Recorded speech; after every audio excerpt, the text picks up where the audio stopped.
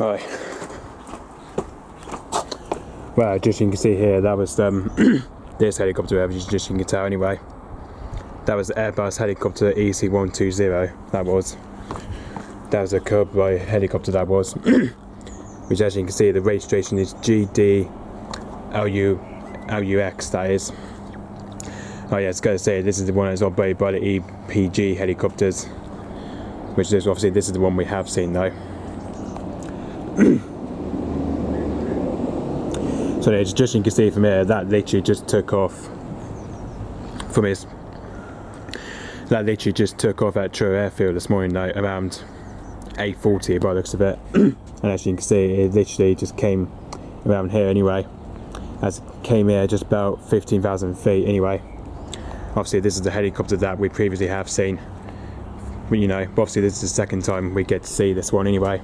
The G-DLUX, that is. Luckily we get back to see that one anyway. Which I think hopefully should be heading back to Truro Airfield very soon, hopefully. Or honestly, it might be going to Newquay Airport, I don't know anyway. So yeah. But I presume it's operated by EBG. Yeah, as you can see. This is the Colibri helicopter, as you can tell anyway. It's just that one here I've just seen. Hold on, what's going on here?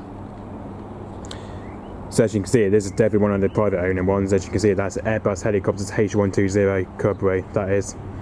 And the registration is G-DLUX, that is. Which I think hopefully should be heading back to Truro Airfield very soon, hopefully, or more or less it might be going to Newquay Airport, I don't know. Okay, so yeah, thanks for watching, bye bye.